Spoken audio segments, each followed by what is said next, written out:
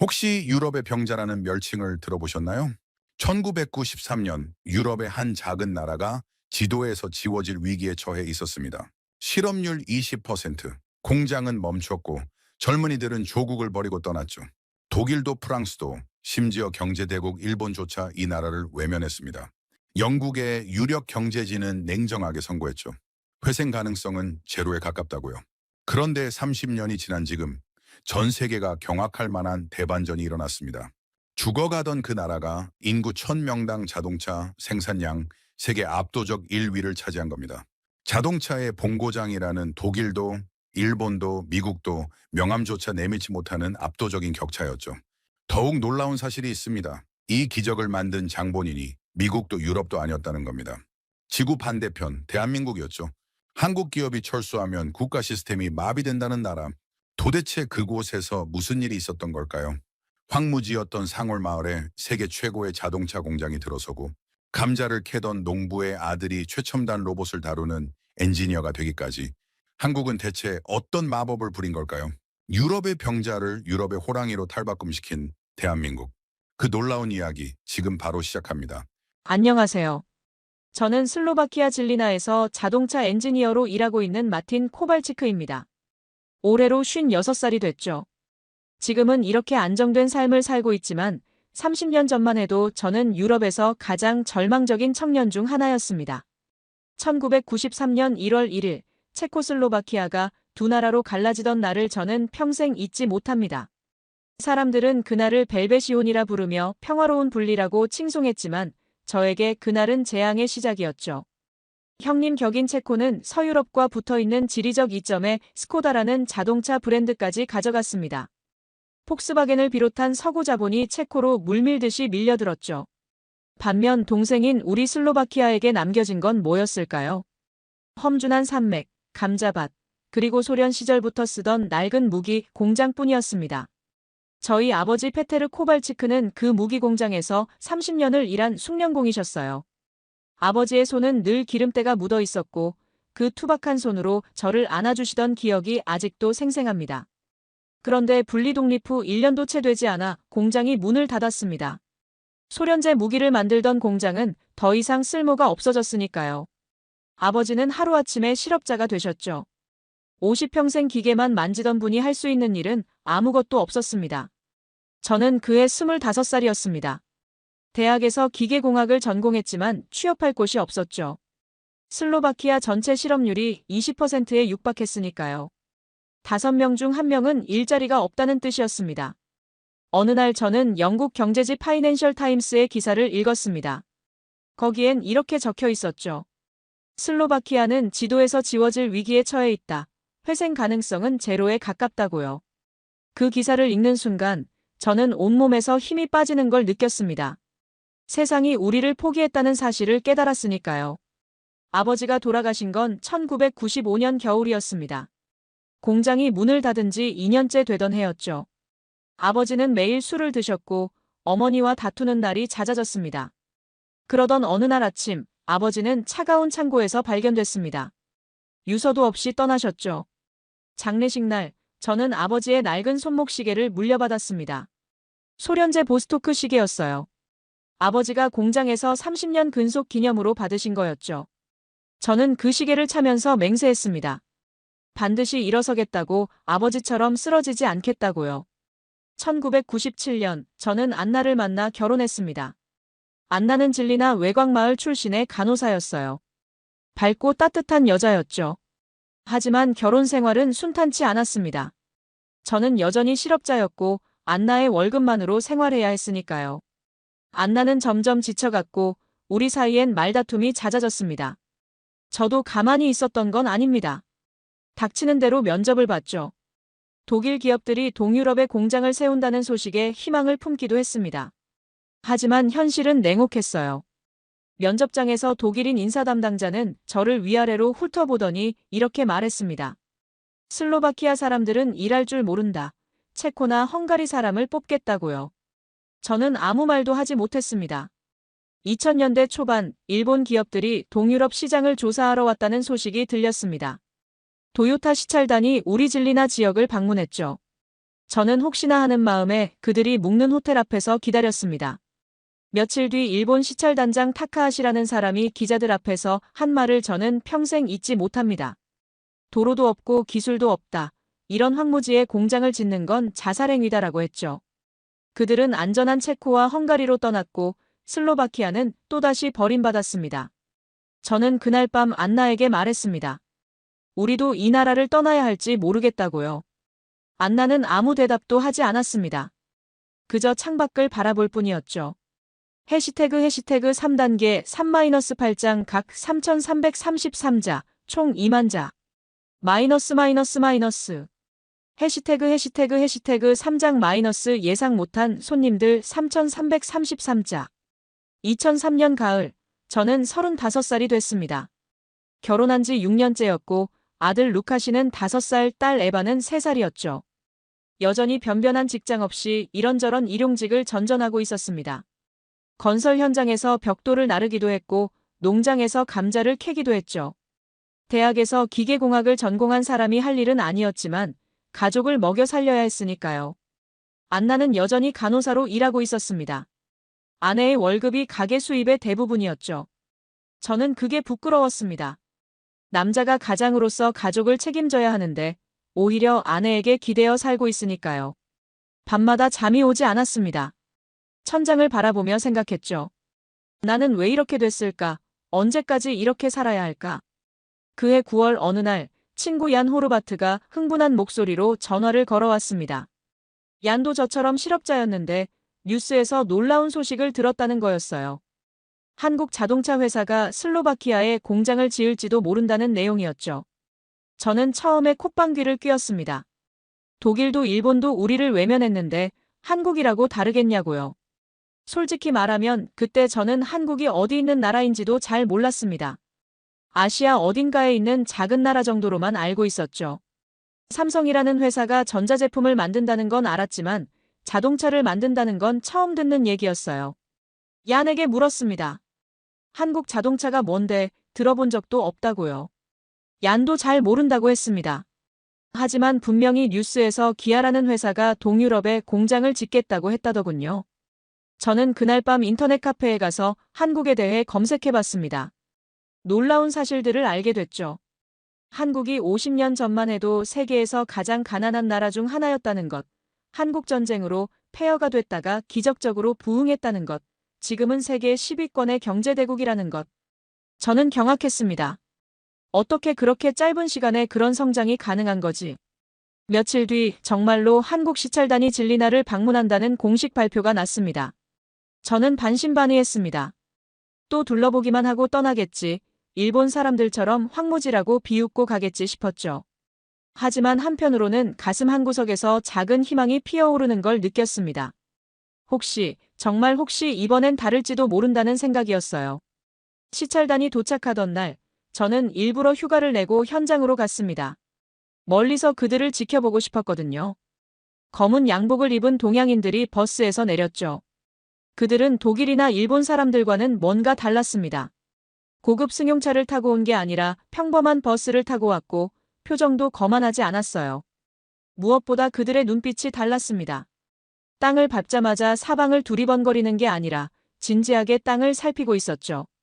마치 이 땅에서 무언가를 찾으려는 사람들 같았습니다. 한 사람은 무릎을 꿇고 흙을 만져보기도 했어요. 일본 시찰단이 왔을 때는 차에서 내리지도 않고 창문으로만 훑어보고 갔는데 완전히 다른 모습이었죠. 나중에 알게 된 사실인데 그때 미쿨라시 주린다 총리가 협상단에게 사실상 백지위임장을 내밀었다고 합니다. 당신들이 원하는 건 뭐든지 들어주겠다. 땅을 공짜로 달라면 주겠다. 세금을 깎아달라면 없애주겠다. 고속도로가 없어서 안 된다면 산을 뚫어서라도 공장 앞까지 길을 놓겠다고 했다더군요. 그건 단순한 비즈니스 제안이 아니었습니다. 벼랑 끝에 몰린 국가의 처절한 구조 신호였죠. 저는 그날 밤 안나에게 말했습니다. 이번엔 뭔가 다른 것 같다고요. 안나는 여전히 시큰둥했습니다. 또 헛된 희망 품지 말라고 외국 기업들은 다 똑같다고 했죠. 저도 그 말이 맞을 거라고 생각했습니다. 하지만 그날 본 한국인들의 눈빛이 자꾸 떠올랐어요. 그들은 분명히 뭔가를 진지하게 고민하고 있었습니다. 시찰단이 떠난 뒤 몇 달간 아무 소식이 없었습니다. 저는 다시 일상으로 돌아갔죠. 건설 현장에서 일하고 농장에서 감자를 캐고 밤에는 아이들에게 동화책을 읽어주는 생활이었습니다. 루카 씨는 자동차 장난감을 좋아했어요. 저는 아들에게 말해줬습니다. 아빠가 언젠가 진짜 자동차 만드는 공장에서 일할 거라고요. 루카 씨는 눈을 반짝이며 물었죠. 정말이요? 저는 웃으며 대답했습니다. 정말이야, 꼭 그렇게 될 거야. 하지만 속으로는 확신이 없었습니다. 한국 자동차 공장 얘기는 점점 잊혀져 갔어요. 역시 또 실패했구나. 우리는 영원히 버림받은 땅이구나 싶었죠. 2004년 3월, 잊고 있던 소식이 느닷없이 터졌습니다. 한국 기아 자동차가 슬로바키아 질리나에 공장을 짓기로 최종 결정했다는 뉴스였죠. 저는 처음에 잘못 들은 줄 알았습니다. 텔레비전 앞에 멍하니 서서 같은 뉴스를 3번이나 다시 봤어요. 정말이었습니다. 한국 사람들이 우리를 선택한 거였죠. 안나가 부엌에서 나와 물었습니다. 무슨 일이냐고요? 저는 텔레비전을 가리키며 말했습니다. 한국 자동차 회사가 여기 공장을 짓는다고, 질리나에 짓는다고요. 안나는 반신반의하는 표정으로 뉴스를 봤습니다. 그리고 어깨를 으쓱하며 말했죠. 그래서 뭐 어쩌라고, 우리한테 무슨 상관이냐고요. 저는 대답했습니다. 상관이 있다고, 저 공장에서 일할 거라고요. 나중에 알게 된 사실인데 최종 후보지는 폴란드와 슬로바키아 두 곳이었다고 합니다. 객관적인 조건만 보면 폴란드가 압도적으로 유리했죠. 인구가 8배나 많았고 평야지대라 공장 짓기도 편했습니다. 기아 내부 임원들조차 당연히 폴란드로 가야 한다고 입을 모았다더군요. 숫자만 보면 슬로바키아를 선택할 이유가 전혀 없었어요. 그런데 한국의 정몽구 회장이라는 분이 다른 결정을 내렸습니다. 조건이 좋은 곳보다 우리를 간절히 원하는 곳으로 가겠다고 했다더군요. 그 말을 처음 들었을 때 저는 가슴이 뜨거워지는 걸 느꼈습니다. 평생 누군가에게 선택받아 본 적이 없던 우리 슬로바키아를 한국이 선택해 준 거였으니까요. 그 결정의 배경에는 주린다 총리의 진심 어린 호소가 있었다고 합니다. 총리는 한국 협상단 앞에서 눈물까지 보이며 말했다더군요.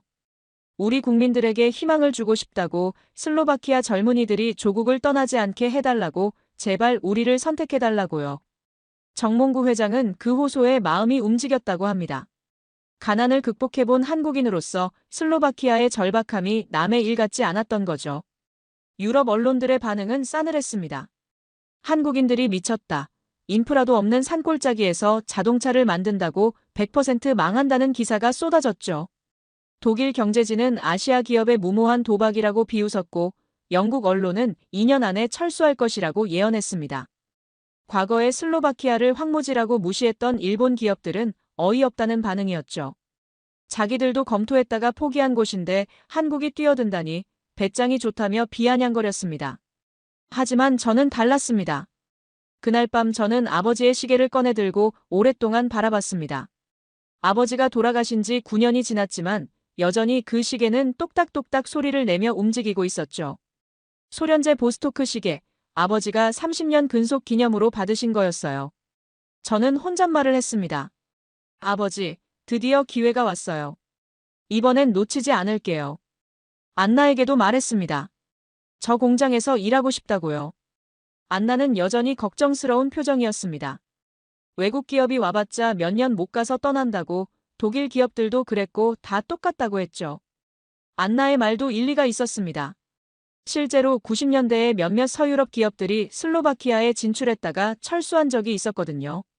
하지만 저는 이번엔 다를 거라고 느꼈습니다. 근거는 없었어요. 그냥 직감이었습니다. 그들의 눈빛을 봤으니까요. 공장 건설이 시작된다는 소식에 질리나 전체가 들썩였습니다.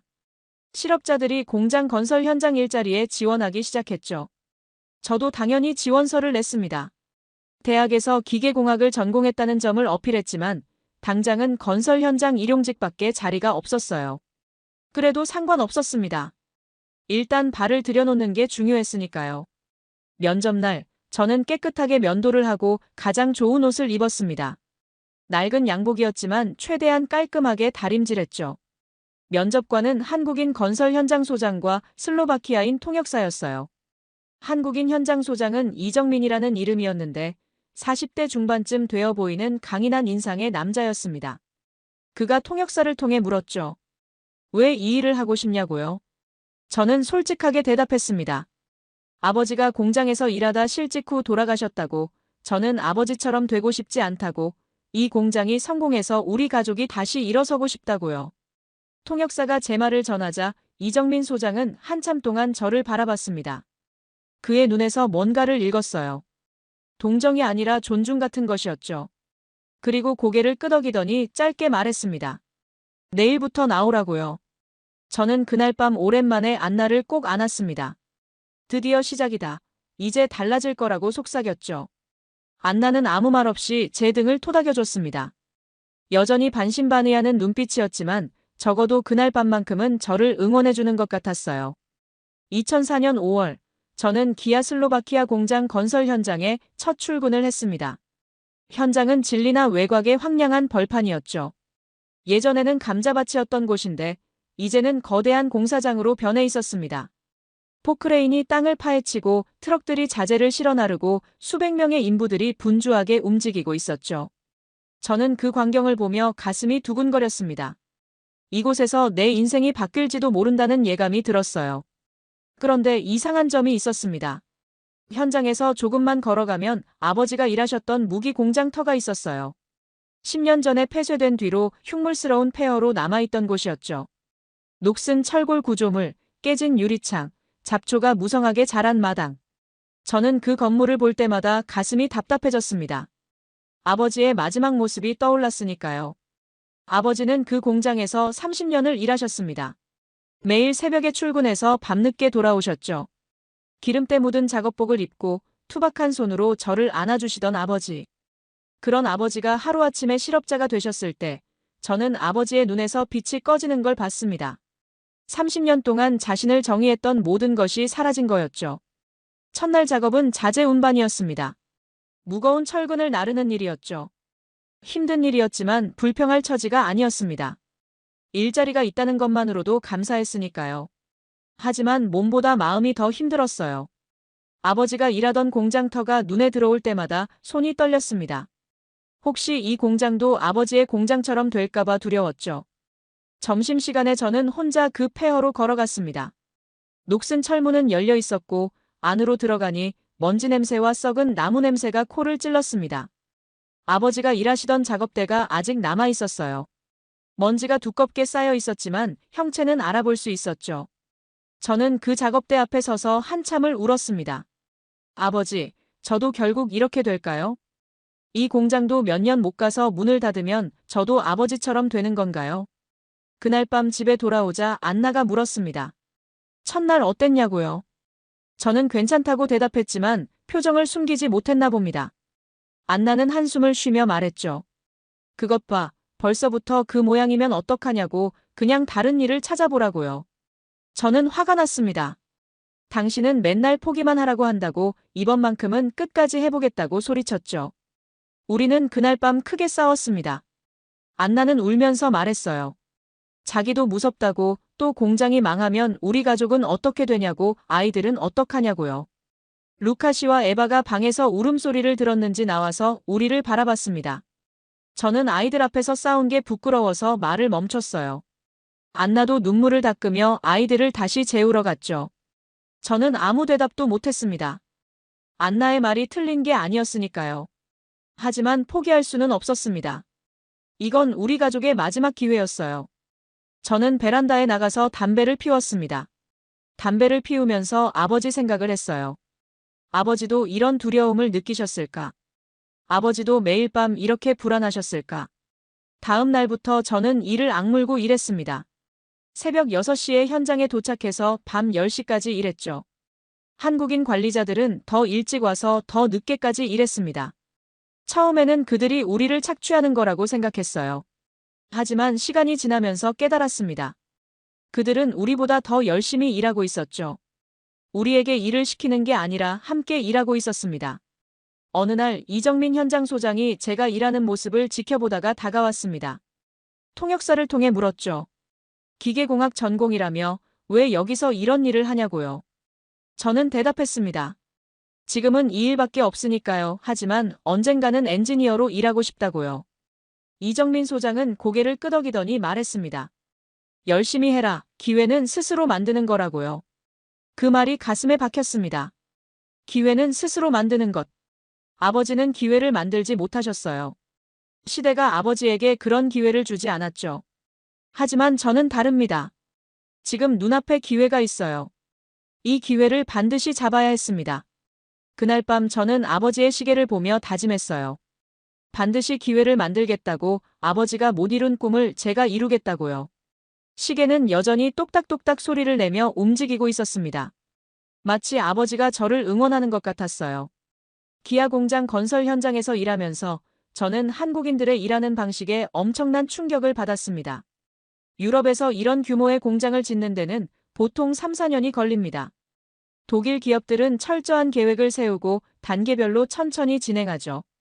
서류 작업만 몇 달씩 걸리고 모든 것이 완벽하게 준비된 후에야 착공합니다. 하지만 한국인들은 완전히 달랐어요. 이정민 현장 소장은 입버릇처럼 한국말로 뭔가를 외쳤는데 나중에 통역사에게 물어보니 빨리빨리라는 뜻이라고 하더군요. 빨리 하라는 말이었죠. 처음에는 그게 무례하게 느껴졌습니다. 왜 저렇게 재촉하지? 천천히 해도 되는데 싶었어요. 슬로바키아 인부들 사이에서도 불만이 있었습니다. 저 한국인들은 왜 저렇게 급하냐고, 사람을 기계 취급하는 거 아니냐고요. 하지만 곧 그 말의 진짜 의미를 깨달았습니다. 한국인들은 단순히 빨리 하라고 재촉만 하는 게 아니었어요. 그들이 먼저 빨리 움직였습니다. 이정민 소장은 새벽 5시에 현장에 나와서 밤 11시까지 일했죠. 관리자라면 사무실에서 지시만 내려도 되는데 그는 직접 현장을 뛰어다니며 문제를 해결했습니다. 한국에서 온 엔지니어들도 마찬가지였어요. 양복 입은 사람들이 흙바닥에 엎드려 배관을 점검하고 직접 망치를 들고 작업하는 모습을 보고 저는 눈을 의심했습니다. 독일이나 일본 기업에서는 상상도 못할 일이었죠. 그들은 관리자와 노동자를 철저하게 구분했으니까요. 하지만 한국인들은 달랐습니다. 그들에게는 그런 구분이 없는 것 같았어요. 그해 겨울은 유난히 추웠습니다. 영하 20도까지 내려가는 날도 있었죠. 유럽 건설 현장이라면 당연히 공사를 중단했을 겁니다. 동상 위험도 있고 콘크리트도 제대로 굳지 않으니까요. 노동법에도 극한 날씨에는 작업을 중단할 수 있다고 되어 있었습니다. 하지만 한국인들은 멈추지 않았어요. 어느 날 밤, 저는 야간 근무를 하고 있었습니다. 영하 18도의 혹한이었죠. 슬로바키아 인부들 대부분은 추위에 떨며 쉬엄쉬엄 일하고 있었어요. 모닥불 근처에서 손을 녹이느라 작업 속도가 느려졌죠. 그런데 한국인 엔지니어들은 불을 피워 콘크리트를 데우면서 밤새 작업을 계속했습니다. 저는 그 모습을 보고 경악했어요. 저들은 춥지 않은 건가? 인간이 아닌 건가? 옆에 있던 동료 얀이 말했습니다. 저 사람들 미친 거 아니냐고, 사람이 아니라 기계 같다고요. 저도 처음에는 그렇게 생각했습니다. 하지만 곧 다른 생각이 들었어요. 저들은 왜 저렇게까지 하는 걸까? 무엇이 저들을 저토록 몰아세우는 걸까 궁금해졌죠. 며칠 뒤 저는 용기를 내서 이정민 소장에게 물었습니다. 통역사를 통해 왜 이렇게 무리해서 일하냐고, 천천히 해도 되지 않냐고요. 이정민 소장은 잠시 생각하더니 대답했습니다. 그의 대답은 제 인생관을 바꿔놓았어요. 우리 한국도 예전에는 가난했다고요. 50년 전만 해도 세계에서 가장 못 사는 나라 중 하나였다고요. 전쟁으로 모든 게 파괴됐고 먹을 것도 없었다고요. 그때 우리 아버지 세대는 죽을 힘을 다해 일했다고요. 새벽부터 밤까지 추위도 더위도 상관없이 일했다고요. 중동 사막에서, 독일 탄광에서, 베트남 정글에서. 그렇게 해서 한강의 기적을 만들었다고요. 이정민 소장은 계속 말했습니다. 지금 우리가 하는 건 그 은혜를 갚는 거라고요. 우리가 받은 것을 다른 나라에 전해주는 거라고요. 슬로바키아가 어려운 상황인 거 안다고, 우리 한국도 똑같은 시절을 겪었다고, 그래서 더 열심히 하고 싶다고요. 저는 그 말을 듣고 가슴이 뜨거워졌습니다. 한국인들이 단순히 돈을 벌기 위해 여기 온 게 아니라는 걸 깨달았어요. 그들은 진심으로 이 공장을 성공시키고 싶어 했습니다. 그리고 그 진심이 저에게도 전해졌죠. 그날 밤부터 저는 태도를 바꿨습니다. 추워도 불평하지 않았고 힘들어도 쉬지 않았어요. 한국인들처럼 일하기로 결심한 거였죠. 야는 저를 보고 너도 미쳤냐고 했지만 저는 웃기만 했습니다. 미친 게 아니라 눈이 뜬 거라고 대답했죠. 빨리빨리는 단순한 재촉이 아니었습니다. 그건 절박함이었어요. 가난을 극복하려는 절박함, 성공하려는 절박함, 다음 세대에게 더 나은 삶을 물려주려는 절박함. 저도 그 절박함을 느끼기 시작했습니다. 공사가 진행되면서 한국인들과 슬로바키아인들 사이에 크고 작은 갈등이 생기기 시작했습니다. 가장 큰 문제는 언어였죠. 한국인들은 영어를 잘 못했고 우리 슬로바키아인들도 마찬가지였습니다. 통역사가 있었지만 모든 대화를 통역할 수는 없었어요. 특히 작업 현장에서는 급한 상황이 많았는데 그럴 때마다 손짓 발짓으로 의사소통을 해야 했죠.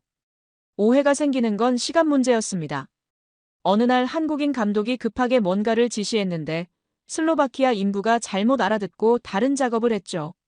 한국인 감독은 오른쪽 벽에 배관을 설치하라고 했는데 인부는 왼쪽 벽으로 알아들은 거였어요. 결과적으로 하루치 작업을 망쳐버렸습니다. 설치한 배관을 다시 뜯어내고 처음부터 다시 해야 했죠. 한국인 감독은 화를 냈습니다. 왜 말을 안 듣냐고 분명히 오른쪽이라고 했다고요. 슬로바키아 인부도 억울하다며 맞섰어요. 자기는 분명히 왼쪽이라고 들었다고 한국 사람들이 발음을 똑바로 안 해서 그런 거라고요. 분위기가 험악해졌습니다. 다른 인부들도 모여들어서 웅성거렸죠. 저는 그 사이에서 난처했습니다. 양쪽 말을 다 이해할 수 없었으니까요. 싸움이 더 커지기 전에 누군가 중재해야 했는데 저는 그럴 능력이 없었어요. 그때 한 젊은 여성이 뛰어와서 상황을 수습했습니다. 박서연이라는 한국인 통역사였어요. 30대 초반으로 보이는 단발머리 여성이었죠. 박서연 씨는 놀랍게도 슬로바키아어를 할 줄 알았습니다. 유창하지는 않았지만 기본적인 대화는 가능했어요. 한국 대학에서 슬로바키아어를 전공했다더군요. 세상에 그런 전공이 있다는 것도 신기했고 그걸 전공한 한국인이 있다는 것도 놀라웠습니다.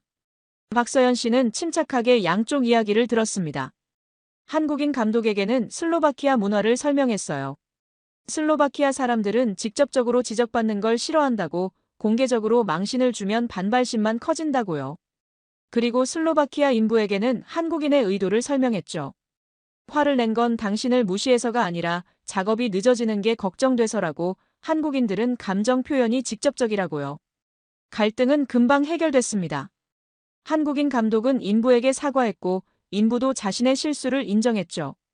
저는 박서연 씨의 능력에 감탄했어요. 단순히 언어만 통역하는 게 아니라 문화를 통역하고 있었으니까요. 그날 이후로 박서연 씨는 현장의 핵심 인물이 됐습니다. 저는 그녀와 자주 대화를 나눴어요. 한국에 대해, 한국 사람들에 대해 많은 것을 배웠죠. 박서연 씨가 말해줬습니다. 한국인들이 왜 저렇게 급하게 일하는지, 한국인들이 왜 식사를 중요하게 생각하는지, 한국의 정이라는 문화가 뭔지요. 저는 그 말을 듣고 한국인 동료들과 점심을 함께 먹기 시작했습니다. 처음에는 어색했지만 점점 가까워졌죠. 한국 음식도 처음 먹어봤는데 김치라는 매운 채소 절임이 의외로 입에 맞았어요. 한국인들은 제가 김치를 맛있게 먹는 걸 보고 좋아했습니다. 하지만 외부에서 방해 공작이 들어왔습니다. 독일 폭스바겐의 동유럽 담당 이사 클라우스 밀러라는 자가 문제를 일으킨 거였죠. 그는 처음부터 기아의 슬로바키아 진출을 못마땅하게 여겼습니다. 폭스바겐은 이웃 체코에 대규모 공장을 가지고 있었는데 슬로바키아에 경쟁자가 생기는 게 싫었던 거예요. 클라우스는 슬로바키아 부품 업체들에게 압력을 넣었습니다.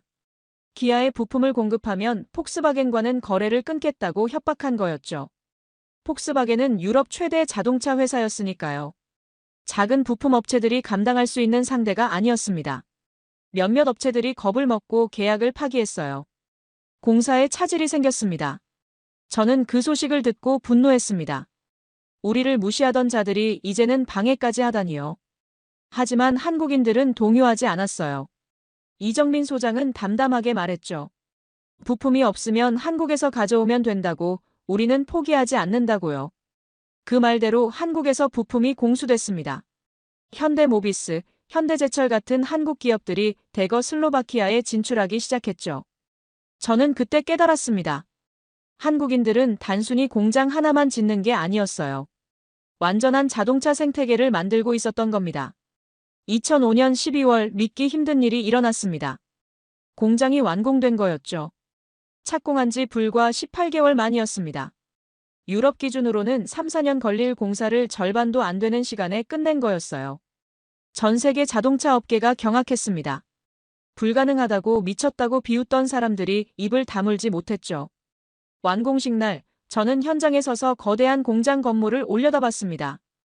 1년 반 전만 해도 감자밭이었던 곳에 최첨단 자동차 공장이 우뚝 서 있었죠. 연면적 20만 평방미터가 넘는 거대한 건물, 최신 로봇 설비가 즐비한 생산 라인, 수천 명이 일할 수 있는 사무동. 저는 눈물이 났습니다.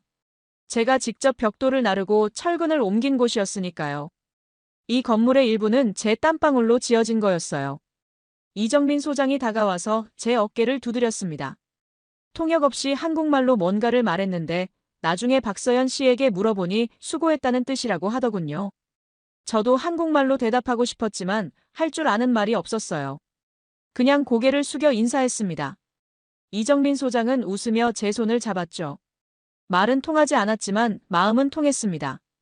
완공식에는 슬로바키아 주린다 총리도 참석했습니다. 수백 명의 귀빈과 기자들이 모인 자리였죠. 총리는 연설에서 이렇게 말했어요. 오늘은 슬로바키아 역사의 길이 남을 날이라고, 우리를 믿어준 한국에 감사한다고, 이제 슬로바키아는 다시 일어설 것이라고요. 저는 그 연설을 들으며 펑펑 울었습니다. 옆에 있던 얀도 울었고 슬로바키아 인부들 대부분이 울었어요. 총리는 정몽구 회장에게 감사의 선물을 전달했습니다. 슬로바키아 전통 공예품이었죠. 정몽구 회장은 답사에서 겸손하게 말했어요. 슬로바키아의 열정과 성실함이 이 기적을 만들었다고, 앞으로 함께 성장하자고요. 저는 그 말이 진심이라는 걸 알았습니다. 한국인들과 함께 일하면서 그들의 진심을 봤으니까요. 독일과 일본 언론들은 할 말을 잃었습니다. 불가능하다고 비웃던 일이 현실이 됐으니까요. 특히 황무지에 공장을 짓는 건 자살행위라고 했던 일본 기업들은 뒤늦게 땅을 치고 후회했어요. 그들이 외면한 땅에서 한국 기업이 성공을 일궈낸 거였죠. 하지만 이미 버스는 떠난 뒤였습니다. 완공 후 얼마 지나지 않아 저에게 뜻밖의 제안이 왔습니다. 품질관리팀 정식 직원으로 채용하겠다는 거였어요. 건설 현장 일용직에서 시작해서 정규직 엔지니어가 된 거였죠. 저는 처음에 잘못 들은 줄 알았습니다. 인사 담당자에게 3번이나 확인했어요. 인사 담당자가 설명해줬습니다. 이정민 소장이 저를 추천했다고요. 일하는 태도가 진지하고 기계공학 전공이니 품질 관리에 적합하다고 했다더군요. 또한 한국인들과 슬로바키아인들 사이에서 소통을 잘한다고, 앞으로 양쪽 문화를 연결하는 역할을 해달라고요. 저는 가슴이 벅차올랐습니다. 누군가가 저를 인정해준 거였어요. 품질관리팀에 배치된 첫날, 저는 최영수 팀장을 만났습니다. 40대 중반의 한국인으로 현대차 울산 공장에서 20년 넘게 품질 관리를 담당한 베테랑이었죠. 최 팀장은 완벽주의자였습니다. 작은 흠집 하나도 용납하지 않았어요. 처음에는 그의 기준이 너무 높다고 느꼈습니다. 유럽 기업이라면 통과시킬 수준도 그는 불합격 처리했죠. 하지만 그가 설명해줬습니다. 우리는 후발주자라고, 선발주자보다 2배 잘해야 인정받는다고, 품질에서 타협하면 끝이라고요. 그의 가르침은 엄격했지만 진심이 담겨 있었습니다. 야근을 할 때면 직접 커피를 타다 주기도 했고, 실수를 해도 윽박지르는 대신 다시 가르쳐줬죠. 저는 그에게서 기술만 배운 게 아니었습니다. 일하는 자세를, 프로페셔널의 정신을 배웠어요. 그해 연말, 저는 첫 월급을 받아들고 집으로 돌아갔습니다. 안나와 아이들 앞에서 월급 봉투를 내밀었죠. 안나는 처음에 믿지 않았어요. 봉투를 열어보고 나서야 눈이 휘둥그레졌습니다. 건설 현장 일용직의 3배가 넘는 금액이었으니까요. 저는 안나에게 말했습니다. 이제 시작이라고, 앞으로 더 잘 될 거라고요. 안나는 아무 말 없이 저를 안았습니다. 그리고 작은 목소리로 속삭였죠. 미안하다고, 당신을 믿지 못해서 미안하다고요. 저도 안나를 꼭 안으며 대답했습니다. 괜찮다고, 이제 우리 가족은 다시 일어설 거라고요. 루카 씨와 에바가 우리 사이에 끼어들어온 가족이 함께 안았습니다. 오랜만에 행복한 밤이었어요. 2006년부터 2007년까지는 제 인생에서 가장 행복한 시간이었습니다.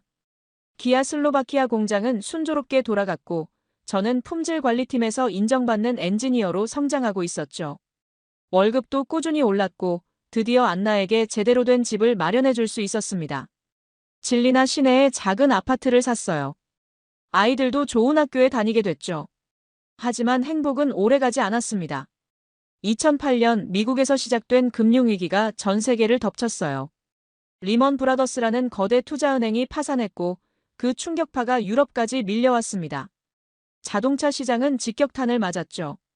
사람들이 차를 사지 않았어요. 돈이 없으니까요. 은행들은 대출을 중단했고 기업들은 줄줄이 무너졌습니다. 기아 슬로바키아 공장도 예외가 아니었습니다. 주문이 급감했어요. 한때 24시간 쉬지 않고 돌아가던 생산 라인이 절반 이상 멈췄죠. 공장 가동률이 50% 아래로 떨어졌습니다. 저는 매일 텅 빈 생산 라인을 보며 불안에 떨었어요. 이러다 공장이 문을 닫으면 어쩌지? 또다시 실업자가 되면 어쩌지? 직원들 사이에 해고 루머가 돌기 시작했습니다. 유럽의 다른 자동차 공장들이 대규모 정리해고를 단행하고 있었거든요. 독일 공장들도 프랑스 공장들도 수천 명씩 자르고 있었죠. 우리라고 다를 게 뭐가 있겠어요. 식당에서 동료들과 밥을 먹을 때면 다들 불안한 표정이었습니다. 누가 먼저 잘릴까? 내가 잘리면 어떡하지? 안나는 제 걱정을 눈치챘습니다. 어느 날 밤 안나가 말했어요. 그것 봐, 내가 뭘 했어. 외국 기업은 다 똑같다고 했잖아. 어려우면 버리고 떠난다고 했잖아. 저는 아무 대답도 못했습니다. 안나의 말이 맞을지도 몰랐으니까요. 한국 기업이라고 뭐가 다르겠어요. 결국은 돈이 안 되면 떠나겠죠. 그때 아버지 생각이 났습니다. 아버지도 이런 불안 속에서 사셨을 거예요. 공장이 문을 닫을지 모른다는 두려움, 가족을 먹여 살릴 수 없을지도 모른다는 공포. 아버지는 그 공포를 이기지 못하고 쓰러지셨죠. 저는 밤마다 악몽을 꿨습니다. 아버지가 나타나서 말하는 꿈이었어요. 너도 결국 나처럼 될 거라고. 2008년 11월 공장에 긴급 공지가 떴습니다. 전 직원 대상 긴급 회의가 있다는 내용이었죠. 저는 심장이 쿵쾅거렸습니다. 드디어 정리해고 발표가 나는구나 싶었어요. 회의장으로 가는 발걸음이 천근만근이었습니다. 주변 동료들도 다들 창백한 얼굴이었죠. 회의장에 들어서니 김대호 공장장이 단상에 서 있었습니다. 김대호 공장장은 이정민 소장의 후임으로 온 분이었어요. 50대 초반의 과묵한 남자였죠. 현대차 울산 공장에서 30년을 일한 베테랑이었습니다. 그는 마이크를 잡고 천천히 말하기 시작했어요. 여러분, 지금 상황이 어렵다는 건 다들 알고 있을 겁니다. 주문이 줄었고 생산도 줄었습니다. 하지만 저는 오늘 여러분에게 약속하고 싶은 게 있습니다. 우리는 단 한 명도 해고하지 않을 겁니다. 회의장이 술렁였습니다. 저도 귀를 의심했어요. 해고하지 않는다고요? 지금 이 상황에서요? 김대호 공장장은 계속 말했습니다. 대신 모든 직원의 임금을 20% 삭감하겠습니다. 저를 포함해서요. 경영진은 30% 삭감합니다.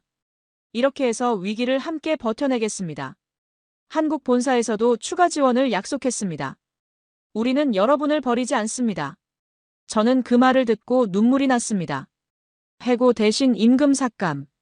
독일 기업이었다면, 일본 기업이었다면 절대 하지 않았을 결정이었어요. 그들은 비용 절감을 위해 가장 먼저 사람을 자릅니다. 하지만 한국 기업은 달랐죠. 사람을 지키기 위해 다른 방법을 찾았습니다. 김대호 공장장의 결정은 슬로바키아 전체에 큰 반향을 일으켰습니다. 현지 언론들이 앞다퉈 보도했죠. 한국 기업 기아, 금융위기에도 해고, 제로 선언이라는 제목이 신문 일면을 장식했어요. 유럽의 다른 자동차 공장들이 수천 명씩 정리해고를 단행하는 상황에서 기아 슬로바키아만 단 한 명도 자르지 않았으니까요. 저는 그날 이후로 한국이라는 나라를 다시 보게 됐습니다. 단순히 일을 시키는 고용주가 아니었어요. 우리를 가족처럼 여기는 파트너였죠. 박서연 씨가 설명해줬습니다. 한국에는 정이라는 문화가 있다고요. 한번 인연을 맺으면 어려울 때 버리지 않는다고요. 저는 그 말이 빈말이 아니라는 걸 직접 경험했습니다. 임금이 삭감됐지만 불만을 가진 사람은 거의 없었어요. 오히려 감사했죠. 일자리가 있다는 것 자체가 축복이었으니까요. 동료 얀이 말했습니다. 독일 회사였으면 벌써 우리 반은 잘렸을 거라고. 한국 사람들은 진짜 다르다고요. 저도 같은 생각이었습니다. 공장은 힘든 시기를 버텨냈습니다. 생산량은 줄었지만 품질 교육과 설비 점검에 시간을 투자했죠. 최영수 팀장은 이 시간을 기회로 삼자고 했어요. 바쁠 때는 못했던 것들을 지금 하자고요. 저희 품질관리팀은 새로운 검사 시스템을 도입하고 직원들에게 추가 교육을 실시했습니다. 김대호 공장장은 자주 현장을 돌아다녔어요. 직원들과 악수를 하고 안부를 물었죠. 한국말로 힘내라고 말하면서요. 처음에는 그 말이 무슨 뜻인지 몰랐는데 박서연 씨가 알려줬어요. 힘을 내라, 포기하지 말라는 뜻이라고요. 저는 그 말을 마음에 새겼습니다. 그해 겨울, 김대호 공장장이 저를 따로 불렀습니다. 무슨 일인가 긴장했는데 뜻밖의 제안이었어요. 한국 울산 공장에서 3개월간 연수를 받아보지 않겠냐고요. 본사에서 슬로바키아 핵심 인력을 교육시키기로 했는데 제가 첫 번째 후보라고요. 저는 놀랐습니다. 금융위기 한복판의 연수라니요. 비용도 만만치 않을 텐데요. 김대호 공장장은 웃으며 말했어요. 위기는 기회라고. 지금 인재를 키워놓으면 회복됐을 때 앞서갈 수 있다고요. 저는 그 말에 또 한 번 감동했습니다. 어려울 때 비용을 줄이는 게 아니라 사람에게 투자하는 회사라니요. 안나에게 말하니 처음에는 반대했어요. 3개월이나 떨어져 있어야 한다고. 아이들은 어떡하냐고요. 하지만 저는 설득했습니다. 이건 일생일대의 기회라고. 한국에서 배워오면 더 좋은 아빠, 더 좋은 남편이 될 수 있다고요. 결국 안나도 동의했습니다. 2009년 2월, 저는 생애 처음으로 비행기를 탔습니다. 목적지는 대한민국 울산. 12시간이 넘는 비행이었죠. 비행기 창문으로 구름을 바라보며 생각했어요. 내가 정말 한국에 가는구나. 그 기적의 나라에 가는구나. 울산 공장에서의 3개월은 제 인생을 바꿨습니다. 한국의 자동차 산업이 어떻게 세계적인 수준에 올랐는지 직접 목격했죠. 새벽부터 밤까지 쉬지 않고 돌아가는 공장, 완벽을 추구하는 품질 관리, 끊임없이 개선을 모색하는 문화. 저는 모든 것을 스펀지처럼 흡수했습니다. 무엇보다 인상 깊었던 건 한국 사람들의 태도였어요. 그들은 저를 외국인 손님이 아니라 동료로 대했습니다. 함께 밥을 먹고 함께 술을 마시고 함께 노래를 불렀죠. 언어는 통하지 않았지만 마음은 통했어요. 2010년대에 접어들면서 유럽 자동차 시장이 서서히 회복되기 시작했습니다.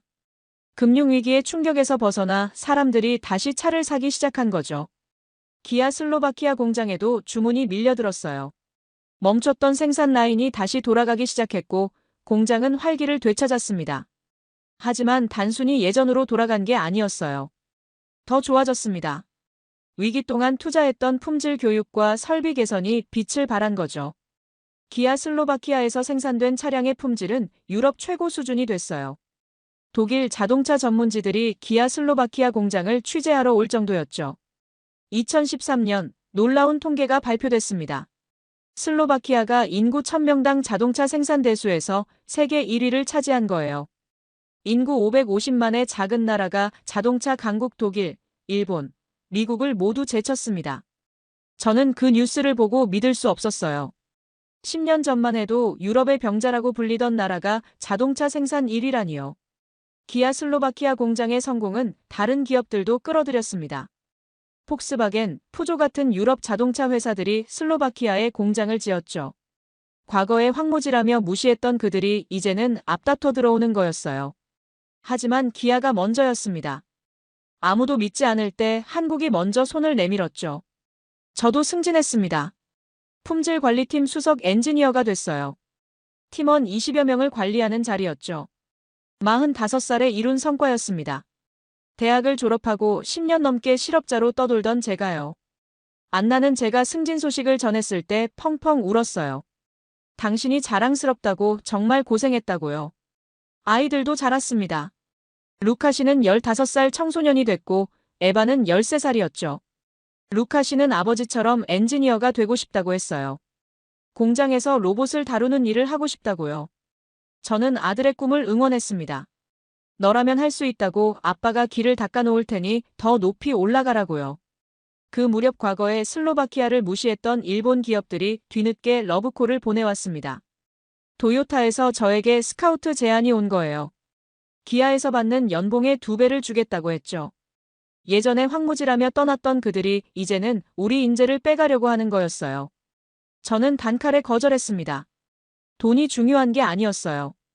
한국 사람들이 아무도 안 믿을 때 저를 믿어줬습니다. 어려울 때 버리지 않고 함께 버텨줬죠. 그 은혜를 어떻게 잊을 수 있겠어요. 거절 소식을 들은 김대호 공장장이 저를 불렀어요. 고맙다고 하지만 더 좋은 조건이면 갔어도 됐다고요. 저는 웃으며 대답했습니다. 돈으로 살 수 없는 게 있다고, 저는 여기서 가족을 찾았다고요. 김대호 공장장은 제 손을 꽉 잡았습니다. 말없이요. 그것으로 충분했어요. 슬로바키아 언론들이 저를 인터뷰했습니다. 한국 기업에서 일하는 게 어떠냐고, 왜 일본 기업의 스카우트를 거절했냐고요. 저는 솔직하게 대답했어요. 한국 사람들은 다르다고, 그들은 우리를 단순한 노동력이 아니라 파트너로 대한다고, 그래서 저도 그들에게 충성하는 거라고요. 그 인터뷰가 나간 뒤 많은 슬로바키아 젊은이들이 기아에 지원했습니다. 한국 기업에서 일하고 싶다고요. 저는 뿌듯했어요. 제가 걸어온 길이 다른 사람들에게도 희망이 된 거니까요. 2019년 아들 루카 씨가 대학을 졸업했습니다. 브라티슬라바 공과대학에서 로봇공학을 전공했죠. 졸업식 날 저는 안나와 함께 객석에 앉아 아들이 학위를 받는 모습을 지켜봤어요. 눈물이 났습니다. 제가 대학을 졸업하고 10년 넘게 일자리를 찾아 헤맸던 기억이 떠올랐거든요. 하지만 루카 씨는 다를 거예요. 세상이 달라졌으니까요. 졸업 후 루카 씨는 기아 슬로바키아 공장에 지원했습니다. 저는 아들에게 아빠 회사라고 특별 대우를 기대하지 말라고 했어요. 실력으로 들어가야 한다고요. 루카 씨는 고개를 끄덕이며 말했죠. 알아요, 아빠. 저는 제 힘으로 할 거예요. 면접 날 저는 일부러 다른 팀에 가 있었습니다. 아들 면접에 영향을 주고 싶지 않았거든요. 나중에 인사팀에서 연락이 왔어요. 루카 씨가 합격했다고요. 면접관들이 뛰어난 기술 지식과 열정에 감탄했다고 하더군요. 저는 그 소식을 듣고 혼자 화장실에 가서 울었습니다. 아버지의 시계를 꺼내 들고요. 아버지, 보이세요? 손자가 기아에 들어갔어요. 루카 씨는 로봇 설비팀에 배치됐습니다. 최신 로봇 시스템을 관리하는 부서였죠. 처음에는 서로 어색했어요. 아버지와 아들이 같은 회사에 다니니까요. 저는 아들에게 회사에서는 아빠라고 부르지 말라고 했습니다. 코발치크 씨라고 부르라고요. 루카 씨도 저를 그렇게 불렀죠. 그해 한국에서 새로운 엔지니어가 왔습니다. 정하늘이라는 20대 후반의 젊은 친구였어요. 한국 본사에서 파견된 로봇공학 전문가였죠. 그는 루카 씨와 같은 팀에 배치됐습니다. 나이도 비슷하고 전공도 같았어요. 처음에는 언어 장벽 때문에 소통이 어려웠습니다. 하지만 젊은이들은 적응이 빨랐죠. 그들은 영어와 손짓, 그리고 기술 도면으로 대화했어요. 며칠 지나지 않아 둘은 친구가 됐습니다. 퇴근 후에 함께 맥주를 마시러 다니더군요. 어느 날 저녁 루카 씨가 정하늘을 집으로 데려왔습니다. 한국 음식을 대접하고 싶다고 안나에게 부탁했는데 안나가 기꺼이 준비해줬어요. 비록 정통 한국 음식은 아니었지만 정하늘은 맛있게 먹어줬습니다. 정하늘은 서투른 영어로 말했어요. 슬로바키아 가족에게 초대받은 건 처음이라고 정말 감사하다고요. 저는 정하늘을 보며 예전 이정민 소장을 떠올렸습니다. 15년 전 저에게 기회를 줬던 그분.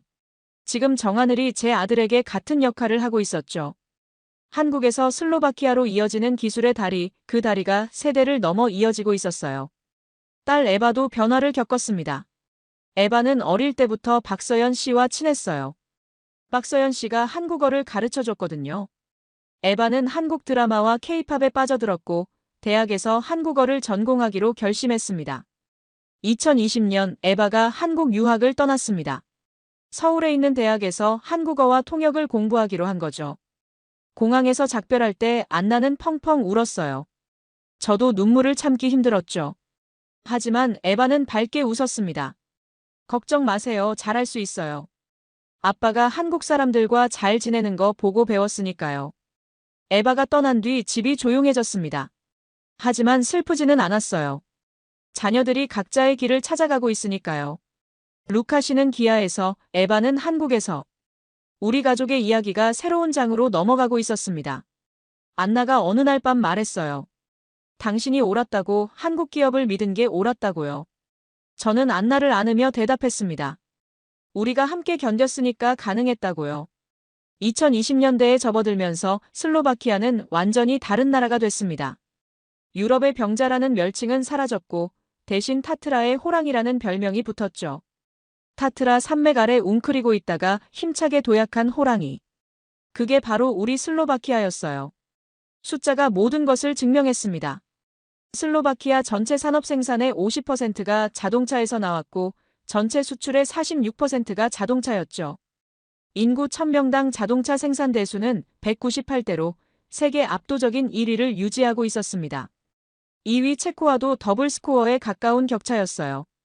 기아 슬로바키아 공장만 해도 직접 고용 인원이 4,000명이 넘었고 협력업체까지 합치면 2만 명 이상이 공장과 연결된 일자리에서 일하고 있었습니다. 진리나 지역 경제의 중심이 된 거죠. 예전에 감자를 캐던 농부들의 자녀들이 이제 세계 최고 수준의 로봇을 다루는 엔지니어가 됐습니다. 2024년 저는 유럽 자동차 산업 포럼의 연설자로 초청받았습니다. 독일 프랑크푸르트에서 열리는 큰 행사였죠. 유럽 각국의 자동차 업계 관계자 수백 명이 모이는 자리였어요. 저는 처음에 거절하려고 했습니다. 대중 앞에서 연설한다는 게 부담스러웠거든요. 하지만 김대호 공장장이 설득했어요. 슬로바키아의 기적을 세계에 알려야 한다고, 당신이 적임자라고요. 연설 당일 저는 단상에 서서 객석을 바라봤습니다. 수백 명의 시선이 저를 향하고 있었죠. 그 중에는 낯익은 얼굴들도 있었어요. 30년 전 슬로바키아를 황무지라며 비웃던 독일 기업인들, 자살행위라며 떠났던 일본 기업인들. 그들이 이제 제 이야기를 들으러 온 거였습니다. 저는 천천히 말하기 시작했습니다. 30년 전 저는 실업자였습니다. 대학을 졸업하고도 일자리를 찾지 못했죠. 아버지는 공장 폐쇄 후 돌아가셨고 저는 유럽에서 가장 절망적인 청년 중 하나였습니다. 그때 한국 기업이 왔습니다. 아무도 믿지 않을 때, 아무도 투자하지 않을 때 그들은 우리를 선택했습니다. 객석이 조용해졌습니다. 저는 계속 말했어요. 한국 사람들은 단순히 공장만 지은 게 아닙니다. 그들은 우리에게 희망을 줬습니다. 일하는 법을 가르쳐줬고 품질의 중요성을 알려줬고 포기하지 않는 법을 보여줬습니다. 금융위기 때 다른 기업들이 수천 명을 해고할 때 한국 기업은 단 한 명도 자르지 않았습니다. 그게 한국입니다. 그게 우리가 성공한 이유입니다. 연설이 끝나자 기립박수가 쏟아졌습니다. 저는 눈물을 참으며 단상을 내려왔어요. 연설 후 많은 사람들이 다가와 악수를 청했습니다. 그 중에는 클라우스 밀러도 있었어요. 예전에 기아의 슬로바키아 진출을 방해했던 독일 폭스바겐의 이사였죠. 클라우스는 어색하게 웃으며 말했습니다. 과거에 신뢰를 했다고, 그때 자신이 틀렸다고요. 저는 그의 손을 잡으며 대답했습니다. 과거는 과거일 뿐이라고, 앞으로 함께 협력하자고요. 그가 고개를 끄덕였습니다. 포럼이 끝난 뒤 저는 호텔방에서 혼자 아버지의 시계를 꺼내봤습니다. 아버지, 오늘 아들이 유럽의 자동차 업계 사람들 앞에서 연설했어요. 슬로바키아의 기적을 이야기했어요. 아버지가 살아계셨다면 자랑스러워 하셨을 텐데. 시계는 여전히 똑딱똑딱 소리를 내며 움직이고 있었습니다.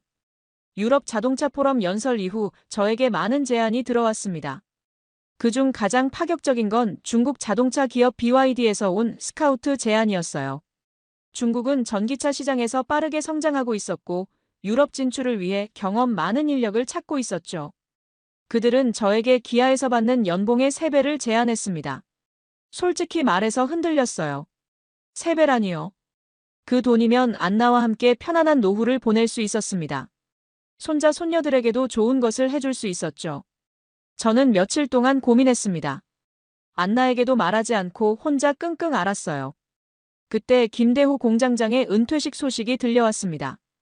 김대호 공장장은 65살이 됐고 한국으로 돌아가기로 결정한 거였죠. 슬로바키아에서만 15년을 보낸 분이었습니다. 금융위기 때 해고 제로를 선언했던 그분, 저에게 한국 연수 기회를 줬던 그분이 떠나는 거였어요. 은퇴식은 공장 강당에서 열렸습니다. 수백 명의 직원들이 모였죠. 김대호 공장장은 단상에 서서 담담하게 인사했어요. 슬로바키아에서의 15년이 인생에서 가장 행복한 시간이었다고, 여러분과 함께 일할 수 있어서 영광이었다고요. 그리고 저를 불렀습니다. 마틴 코발치크 수석 엔지니어, 앞으로 나와주세요. 저는 놀라며 단상으로 올라갔어요. 김대호 공장장은 제 손을 잡고 말했습니다. 마틴은 제가 처음 만났을 때 건설 현장 일용직이었습니다. 하지만 그의 눈에서 저는 불꽃을 봤습니다. 가족을 위해, 나라를 위해 무엇이든 하겠다는 불꽃을요. 그 불꽃이 오늘의 마틴을 만들었습니다. 객석에서 박수가 터져나왔습니다. 저는 눈물이 났어요. 김대호 공장장은 제 귀에 대고 작은 목소리로 속삭였습니다. 중국 제안받은 거 알고 있다고, 하지만 결정은 본인 몫이라고, 어떤 선택을 하든 존중하겠다고요. 저는 그날 밤 집에 돌아와서 오래 생각했습니다. 아버지의 시계를 손에 들고요. 돈이 중요한가, 의리가 중요한가? 답은 이미 정해져 있었어요. 다음 날 저는 중국 기업에 정중하게 거절 의사를 전했습니다. 그리고 김대호 공장장을 찾아갔어요. 말씀드릴 게 있습니다. 저는 기아에 남겠습니다. 돈보다 중요한 게 있다는 걸 여기서 배웠으니까요. 유럽이 우리를 포기했을 때 손 잡아준 건 한국이었습니다. 그 은혜를 잊지 않겠습니다. 김대호 공장장은 웃으며 제 손을 잡았습니다. 알고 있었다고, 마틴이라면 그렇게 할 줄 알았다고요. 그리고 덧붙였죠. 고맙다고, 슬로바키아에 당신 같은 사람이 있어서 한국인으로서 자랑스럽다고요. 저는 그 말에 또 울었습니다. 제가 한국인들에게 감사한 만큼 그들도 저에게 감사하고 있었던 거예요. 그게 진정한 파트너십이었습니다. 돈으로 맺어진 관계가 아니라 마음으로 맺어진 관계. 그래서 20년이 넘게 이어질 수 있었던 거죠. 김대호 공장장이 한국으로 떠나던 날, 저는 공항까지 배웅했습니다. 출국장 앞에서 그는 저에게 작은 상자를 건넸어요. 열어보니 한국 전통 도장이었습니다. 제 이름이 한글로 새겨져 있었죠. 마틴은 한국어로 쓸 수 없어서 발음대로 적었다고요. 마틴. 저는 그 도장을 지금도 간직하고 있습니다. 아버지의 시계 옆에 놓아두고요. 두 개의 물건, 두 세대의 이야기. 아버지는 공장의 폐쇄와 함께 쓰러지셨지만 저는 공장과 함께 일어섰습니다. 그 차이를 만든 건 한국이었어요. 김대호 공장장이 떠난 후 새로운 공장장이 부임했습니다. 한국에서 온 젊은 공장장이었죠. 40대 초반의 패기 넘치는 사람이었어요. 하지만 저에게는 이미 익숙한 한국인이었습니다. 20년 넘게 한국 사람들과 일하면서 그들의 문화를 이해하게 됐으니까요. 새 공장장은 저를 고문 역할로 임명했습니다. 슬로바키아 현지 사정에 밝은 제가 한국인 경영진과 슬로바키아 직원들 사이에 다리 역할을 해달라고 했죠. 저는 기꺼이 수락했어요. 예전에 박서연 씨가 했던 역할을 이제 제가 하게 된 거였습니다. 그해 슬로바키아 정부에서 연락이 왔습니다. 국가산업훈장을 수여하겠다는 내용이었어요. 슬로바키아 자동차 산업 발전에 기여한 공로를 인정받은 거였죠. 저는 처음에 사양하려고 했습니다. 제가 한 일이 뭐가 있다고요? 하지만 안나가 말렸어요. 받아야 한다고, 당신만의 상이 아니라 모든 슬로바키아 노동자를 대표하는 상이라고요. 훈장 수여식은 브라티슬라바 대통령궁에서 열렸습니다. 대통령이 직접 훈장을 달아줬어요. 저는 연미복을 입고 단상에 섰습니다. 건설 현장에서 철근을 나르던 손에 훈장이 달린 거였죠. 꿈만 같았어요. 수상 소감을 말할 차례가 됐습니다. 저는 준비한 원고를 보지 않고 진심을 말했어요. 이 훈장은 제 것이 아닙니다. 2004년에 아무도 믿지 않던 슬로바키아에 투자한 한국의 것입니다. 금융위기 때 우리를 버리지 않은 한국인들의 것입니다. 저는 그저 그들이 준 기회를 잡았을 뿐입니다. 객석에서 박수가 터져나왔습니다. 한국 대사관 관계자들도 참석해 있었는데 그들도 감동받은 표정이었어요. 수여식이 끝난 후 한국 대사가 다가와 악수를 청했습니다. 고맙다고, 한국을 그렇게 좋게 말해줘서 고맙다고요. 저는 대답했습니다. 사실을 말한 것뿐이라고요. 그날 저녁 저는 가족들과 함께 아버지 묘소를 찾았습니다. 안나, 루카 씨, 그리고 한국에서 잠시 귀국한 에바까지. 온 가족이 아버지 앞에 섰어요. 저는 훈장을 묘비 앞에 내려놓으며 말했습니다. 아버지, 아들이 왔어요. 오늘 나라에서 훈장을 받았어요. 30년 전 아버지가 돌아가셨을 때 저는 세상에서 가장 절망적인 청년이었어요. 하지만 이제는 다릅니다. 아버지가 못 이룬 꿈을 제가 이뤘어요. 아버지, 이제 편히 쉬세요. 아들은 일어섰어요. 안나가 제 손을 잡았습니다. 루카 씨와 에바도 양옆에 섰죠. 저는 가족들을 바라보며 생각했어요. 이게 은혜를 갚는 방법이구나. 한국이 저에게 준 기회를 헛되이 하지 않는 것, 제가 받은 것을 다음 세대에게 전하는 것, 그게 진정한 보답이구나. 묘소를 떠나면서 에바가 물었습니다. 아빠, 나중에 저도 아빠처럼 한국과 슬로바키아를 연결하는 일을 하고 싶어요. 할 수 있을까요? 저는 딸의 머리를 쓰다듬으며 대답했습니다. 물론이지, 너라면 아빠보다 더 잘할 수 있어. 에바는 밝게 웃었습니다. 그 웃음을 보며 저는 확신했어요. 우리 가족의 이야기는 끝나지 않았다고, 새로운 세대가 이어갈 거라고요. 2025년 자동차 업계에 거대한 변화가 밀려왔습니다. 전기차 시대가 본격적으로 열린 거죠. 유럽연합은 2035년부터 내연기관 자동차 판매를 금지하겠다고 선언했고, 모든 자동차 회사들이 전기차 전환에 뛰어들었습니다. 기아 슬로바키아도 예외가 아니었어요. 본사에서 대규모 투자를 결정했죠. 기존 생산 라인을 전기차 전용으로 전환하고 새로운 설비를 도입하기로 한 거였습니다. 20년 전 공장을 처음 지을 때만큼이나 큰 프로젝트였어요. 저는 처음에 걱정이 됐습니다. 내연기관 자동차를 20년 넘게 만들어 온 저희가 전기차를 만들 수 있을까요? 완전히 다른 기술이니까요. 엔진 대신 배터리, 변속기 대신 모터. 새로 배워야 할 것들이 산더미였습니다.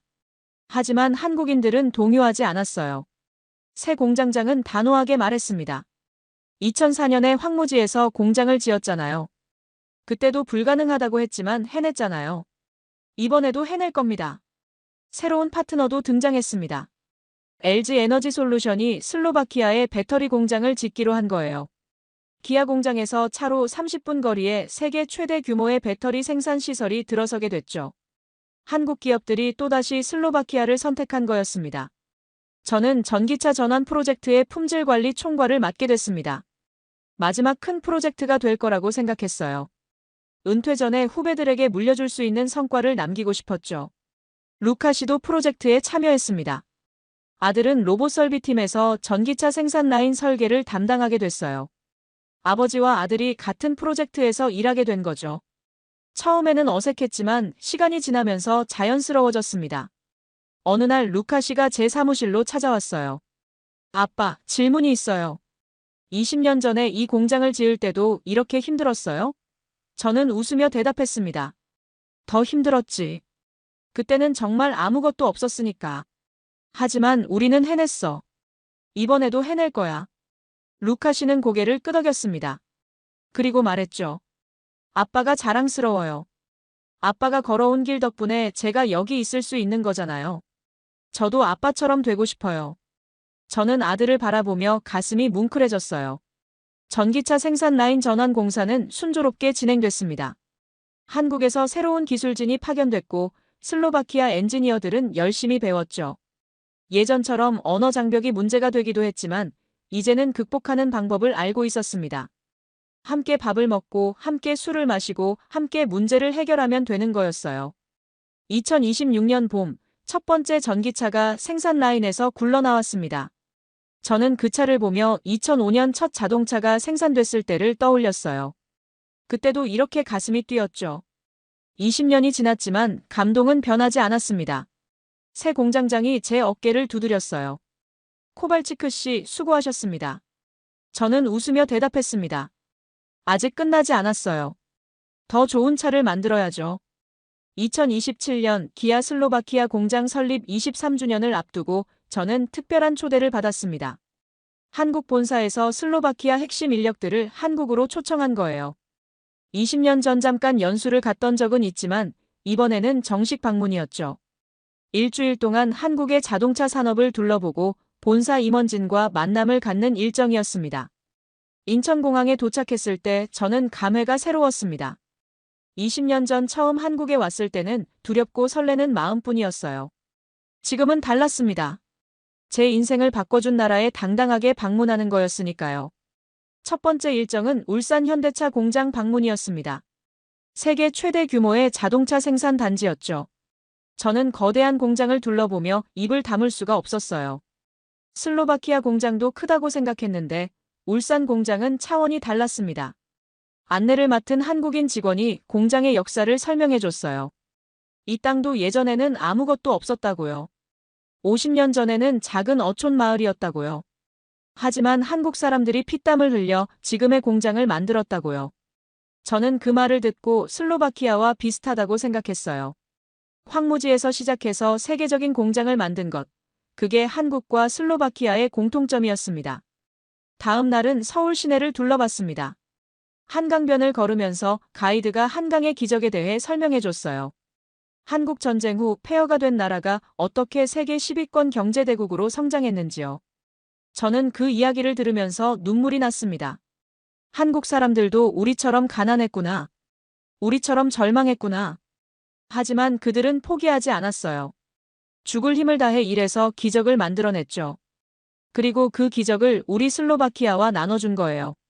그게 진정한 나눔이었습니다. 마지막 날 저녁 본사 임원진과의 만찬이 있었습니다. 회장님도 참석하셨어요. 회장님은 제 손을 잡고 말씀하셨습니다. 슬로바키아에서 20년 넘게 일해주셔서 감사합니다.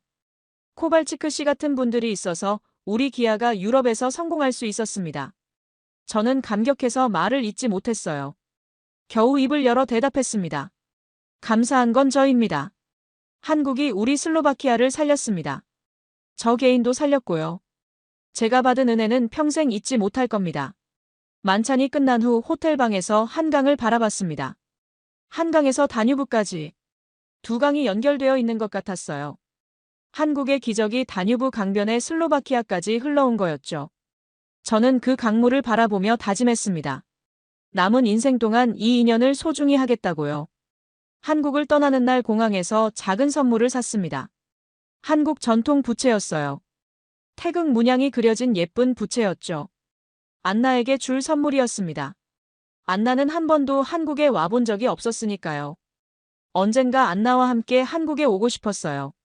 제 인생을 바꿔준 나라를 안나에게도 보여주고 싶었습니다. 한국에서 돌아온 후 저는 많은 것을 정리하기 시작했습니다. 57살이 된 지금 은퇴까지 얼마 남지 않았다는 걸 알고 있었으니까요. 남은 시간 동안 해야 할 일들이 있었어요. 첫 번째로 한 일은 아버지의 시계를 아들에게 전달하는 것이었습니다. 어느 날 저녁 저는 루카 씨를 집으로 불렀어요. 안나와 에바도 함께 자리했죠. 저는 서랍에서 아버지의 시계를 꺼냈습니다. 30년 넘게 간직해온 소련제 보스토크 시계였어요. 루카 씨, 이 시계는 할아버지가 공장에서 30년 근속 기념으로 받으신 거야. 할아버지가 돌아가신 후 아빠가 물려받았지. 이제 내게 물려줄 때가 됐어. 루카 씨는 시계를 받아들며 눈시울을 붉혔습니다. 아빠, 이건 아빠에게 소중한 거잖아요. 제가 받아도 돼요? 저는 고개를 끄덕였습니다. 할아버지는 공장의 폐쇄와 함께 쓰러지셨어. 하지만 아빠는 공장과 함께 일어섰지. 그리고 이제 내가 그 다음 장을 써야 해. 이 시계가 너에게 힘이 되길 바란다. 루카 씨는 시계를 가슴에 품었습니다. 안나와 에바도 눈물을 흘렸죠. 저는 그 순간 오랜 짐이 내려놓아지는 걸 느꼈어요. 아버지에 대한 죄책감, 살아남았다는 부채감. 30년 동안 저를 짓눌렀던 그것들이 마침내 사라지는 것 같았습니다. 두 번째로 한 일은 안나와 화해하는 것이었습니다. 물론 우리는 오래전에 화해했지만 완전한 화해는 아니었어요. 제가 기아에서 일하기로 결정했을 때 안나가 얼마나 힘들었는지 저는 충분히 이해하지 못했거든요. 어느 날 밤 저는 안나에게 말했습니다. 미안해. 당신이 반대할 때 내가 너무 완고했어.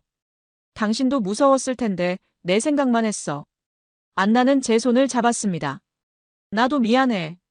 당신을 믿지 못해서. 하지만 당신이 옳았어. 당신 덕분에 우리 가족이 여기까지 올 수 있었어. 우리는 서로를 안았습니다. 30년 결혼 생활 중 가장 따뜻한 포옹이었어요. 세 번째로 한 일은 클라우스 밀러와 완전히 화해하는 것이었습니다. 예전에 기아의 슬로바키아 진출을 방해했던 독일인이었죠.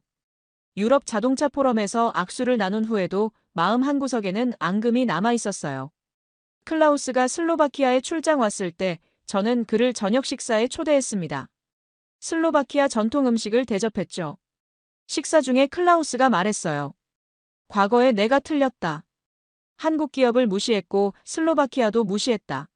하지만 당신들이 증명했다. 진짜 실력이 뭔지를. 저는 고개를 끄덕였습니다. 과거는 과거야. 지금 중요한 건 앞으로 함께 어떻게 갈 것인가야. 우리 모두 유럽 자동차 산업의 미래를 위해 협력해야 해. 클라우스는 웃으며 제 손을 잡았습니다. 동의한다고요. 그날 이후 우리는 진짜 친구가 됐어요. 마지막으로 일본 기업 타카하시에게서 편지가 왔습니다. 30년 전 슬로바키아를 황무지라며 떠났던 그 사람이었죠. 그는 이미 은퇴했지만 제 이야기를 듣고 편지를 보내왔어요. 당신의 성공을 축하한다. 그리고 사과한다. 30년 전 우리가 틀렸다. 당신들의 잠재력을 보지 못했다. 한국인들은 그걸 받고 그래서 성공했다. 배울 점이 많다. 저는 그 편지를 읽고 오래 생각했습니다. 복수하고 싶은 마음은 없었어요. 그저 감사했죠. 모든 것이 제자리를 찾아가고 있었으니까요. 2028년 기아 슬로바키아 공장 24주년 기념식이 열렸습니다. 저는 기념 연설자로 초청받았어요. 내년이면 은퇴하는 저에게 주어진 마지막 공식 행사였죠. 기념식 전날 밤, 저는 연설문을 준비하며 지난 24년을 돌아봤습니다. 건설 현장 일용직으로 시작해서 품질관리팀 수석 엔지니어까지 아무것도 없던 황무지에서 세계 최고의 자동차 공장을 함께 만들어 온 세월이었죠. 기념식 당일 공장 강당은 수백 명의 직원과 귀빈으로 가득 찼습니다. 루카 씨와 에바도 왔어요. 에바는 한국 유학을 마치고 돌아와서 지금은 한마이너스 슬로바키아 통역사로 일하고 있었죠.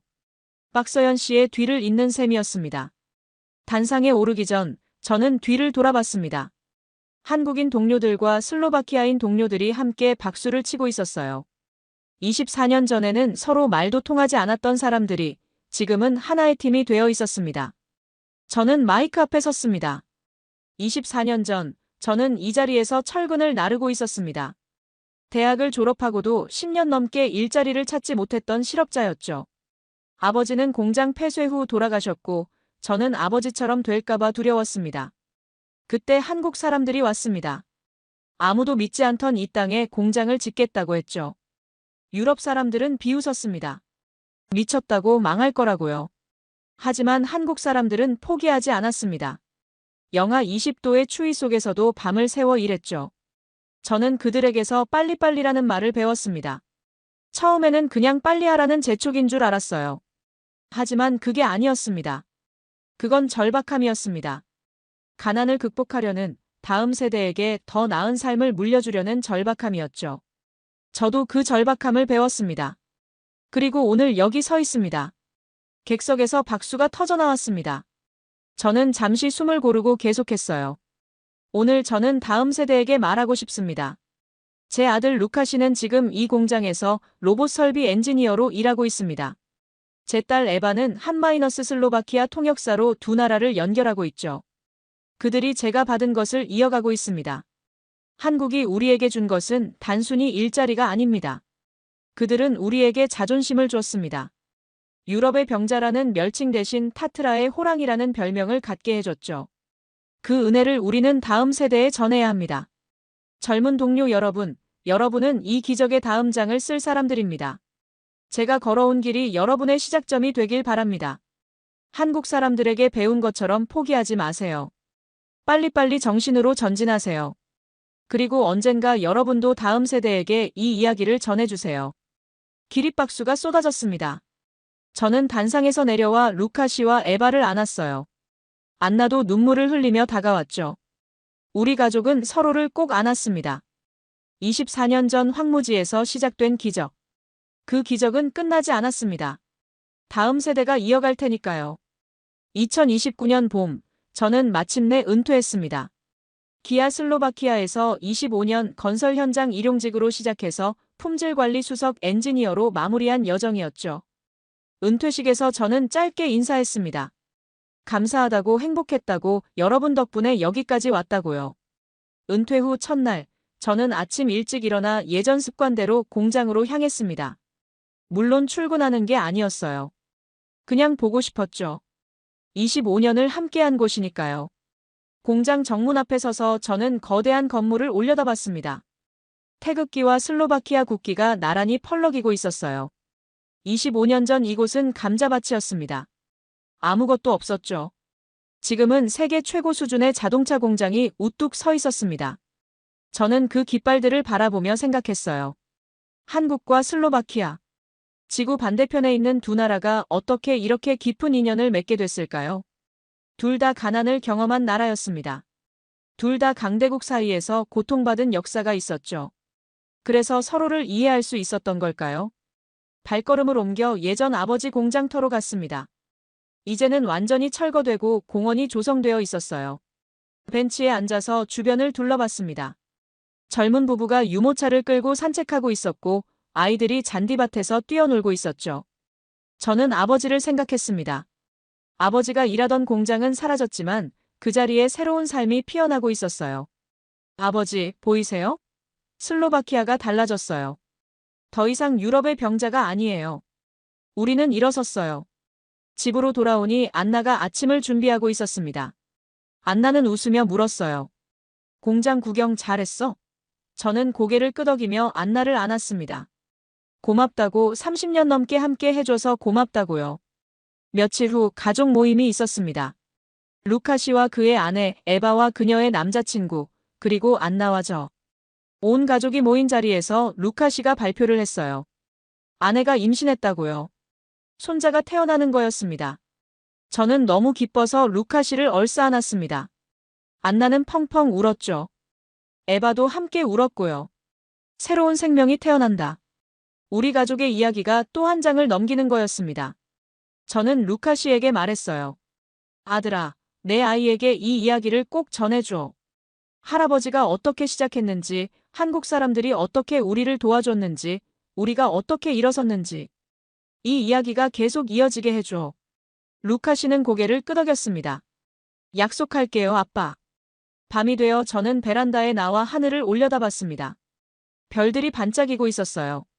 저는 아버지의 시계를 꺼내 들었습니다. 이제는 루카 씨에게 물려줬지만 사진으로 찍어 항상 간직하고 있었죠. 아버지, 아들이 잘 살았어요. 손자도 곧 태어나요. 우리 가족은 계속될 거예요. 아버지가 못 이룬 꿈을 제가 이뤘고 제가 못 이룰 꿈은 루카 씨가 이룰 거예요. 그게 삶이잖아요. 그게 희망이잖아요. 한국 사람들이 가르쳐준 것이 있습니다. 포기하지 않으면 기적은 일어난다고요. 저는 그 기적을 직접 경험했습니다. 황무지에서 세계 최고의 공장이 세워지는 걸 봤고 유럽의 병자가 유럽의 호랑이가 되는 걸 봤죠. 그리고 이제 저는 알아요. 기적은 끝나지 않았다는 걸. 다음 세대가, 그 다음 세대가 계속 이어갈 테니까요. 한국이 슬로바키아에 준 것. 그건 공장이 아니었어요. 희망이었습니다. 자존심이었습니다. 미래였습니다. 우리는 그 은혜를 잊지 않을 겁니다. 영원히요.